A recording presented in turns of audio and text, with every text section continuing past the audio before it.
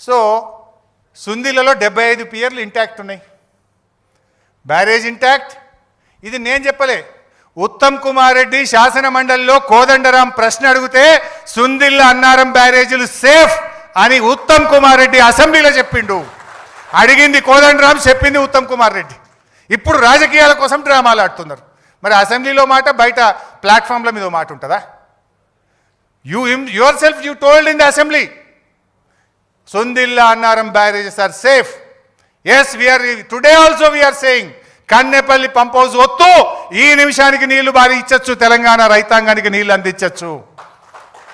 So సుందిల్లలో 75 పియర్లు intact, barrage is intact. Annaram 65 గేట్లు అంటే 66 piers, 66 piers intact, barrage is intact. No coming to Medigadda 85 pier గేట్లు అంటే 86 పియర్లు ఉంటాయి. 86 పియర్లలో కుంగినే ఎంత? 2. ఇక కాళేశ్వరం కూలిందంటే ఏమైనా మరి ఇంతకుముందు చూపించినాయి కదా, 15 రిజర్వాయర్లు పక్కా ఉన్నాయి, 203 కిలోమీటర్ల టనల్ పక్కా ఉంది, 21 పంప్ హౌస్లు పక్కా ఉన్నాయి, సబ్స్టేషన్లు పక్కా ఉన్నాయి, 1531 కిలోమీటర్ల గ్రావిటీ కెనాల్ పక్కా ఉన్నది, అన్ని పక్కా ఉన్నాయి. 2 పియర్లు గుంగితే కాళేశ్వరం కూలింది అని దొంగ మాటలు దుష్ప్రచారం చేయడం కాదా? ఇది సమాజాన్ని తప్పుదో పట్టించడం కాదా? 2 పియర్లు రిపేర్ చేసి రైతాంగానికి నీళ్ళు ఇవ్వడం నీ ప్రాధాన్యతన్నా? ఎంతసేపు కేసీఆర్ మీదనో బీఆర్ఎస్ మీద బురద తల్లి రాజకీయ పబ్బం గడుపుకోవడం నీ యొక్క బాధ్యతనా అని నేను అడుగుతా ఉన్నా. నీ ప్రియారిటీ ఏంది అని నేను అడుగుతా ఉన్నా.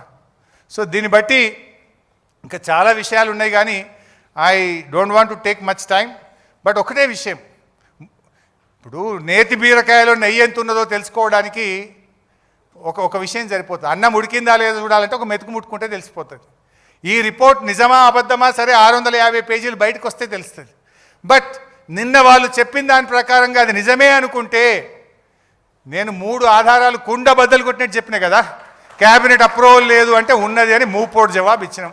నిపుణుల కమిటీ పక్కకు పెట్టినరు అంటే ఆ నిపుణుల కమిటీ అఫిడవిట్ రూపములో కమిషన్కే సమాధానం చెప్పింది, మా రిపోర్టు మీదనే ప్రభుత్వం నిర్ణయం తీసుకున్నది అని. ఇక నీళ్లు లేవు అని ఉమాభారతి లెటర్ చూపిస్తే ఆ లెటర్లోనే 3వ పేజీలో ఆమెనే చెప్పింది నీళ్లు లేవు అని చెప్పి, అది కూడా బయట పెట్టినా. ఇప్పుడు ఎక్కడ నిజాయితీ ఉంది, ఎవరిది నిజాయితీ అని నేను మాట్లాడుతాను. మీదంతా కూడా రాజకీయ పబ్బం కట్టుకునే ప్రయత్నం. కేసీఆర్దేమో తపన, తన్లాట, ఆర్తి, నా ప్రజలకు నా రైతులకు నీళ్లు రావాలనే తన్లాట. ఈరోజు కూడా చెప్తున్నాం, నువ్వు చేస్తే నీకే గౌరవం, నువ్వు చేయకపోయినా మళ్ళీ వచ్చేది బీఆర్ఎస్ ప్రభుత్వమే.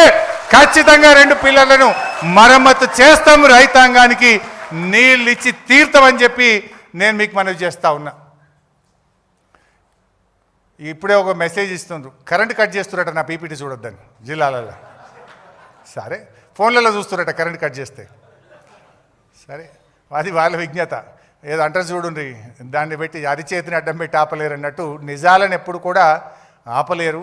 సరే, ఒక సామెత ఉంటుంది, నిజం గడప దాటక ముందే అబద్ధం ఊరంతా చుట్టేస్తుంది అన్నట్టు. ఇవాళ మీరు గోబల్స్ ప్రచారం చేసి మా మీద దుష్ప్రచారం చేసినారు. ఎప్పటికైనా అంతిమంగా నిలబడేది న్యాయం, గెలిచేది ధర్మం. ఖచ్చితంగా మళ్ళీ బీఆర్ఎస్ వస్తుంది. బిడ్డ నువ్వు చేస్తావా చెయ్యి, రాజకీయాలు పక్కన పెట్టి రైతు ప్రయోజనాల కోసం పనిచేయి.